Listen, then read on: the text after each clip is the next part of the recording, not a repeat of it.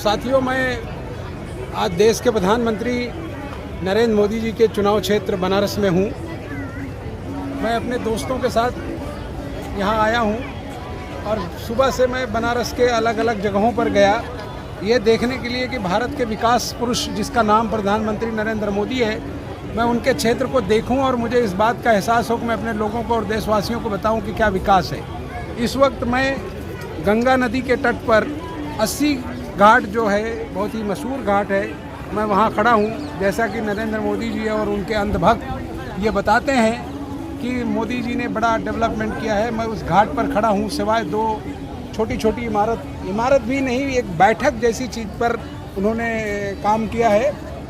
और उसके अलावा आज भी जो 20 साल पहले था, 10 साल पहले था, क्योंकि मैं उनके चुनाव के दौरान भी बनारस आया था और उस दौरान भी मैंने देखा कि जो काम उस टाइम हुआ था वही काम आज भी है। सिर्फ 80 घाट में मुझे सिर्फ इतनी चीज़ें देखने को मिली कि ये पुराना घाट उस ज़माने में जब बना होगा तब से उसकी खूबसूरती वैसे ही है, कोई नया डेवलपमेंट उन्होंने नहीं किया है, बल्कि एक सिर्फ उन्होंने दो छोटे छोटे चीज़ें बना दी हैं जो सराय की तरह है और उसमें जो है वो ऊपर से छत है और खुली हुई जगह है। बाकी गंगा का रमणीक दृश्य आप देख रहे हैं कि ये पवित्र गंगा है जहाँ दुनिया भर के लोग शांति के लिए यहाँ आते हैं।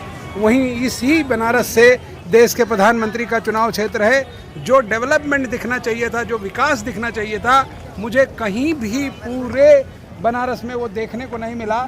और मैं अलग अलग जगहों पर जाकर लोगों से बात किया, मैंने चर्चा किया, यहाँ की जो हिस्टोरिकल चीज़ें हैं मैंने वो देखा, तो मुझे इस बात का एहसास हुआ कि जो चीज़ें आज से 10 साल पहले बनारस में थी वही चीज़ें हैं। कहीं भी कुछ उन्होंने बाबा जी मिल लीजिए। हमारे साथ एक बाबा जी है, मैं उनको प्रणाम करता हूँ कि गंगा पर मुझे मिले और मुझे बड़ा अच्छा लगा कि उन्होंने मुझे आशीर्वाद दिया और उन्होंने कहा कि भाई ये पवित्र गंगा है जहाँ लोग आते हैं अपने पूर्वजों के लिए, अपने धर्म के लिए और हिंदुत्व के बढ़ावा के लिए, क्योंकि गंगा की पवित्रता जो है वो पूरी दुनिया में, न सिर्फ हिंदुस्तान बल्कि दुनिया में मशहूर है। तो उसी लिए मैं भी आया कि आज मैं देखूं और ख़ास करके जो डेवलपमेंट की बात है उसको देखूं।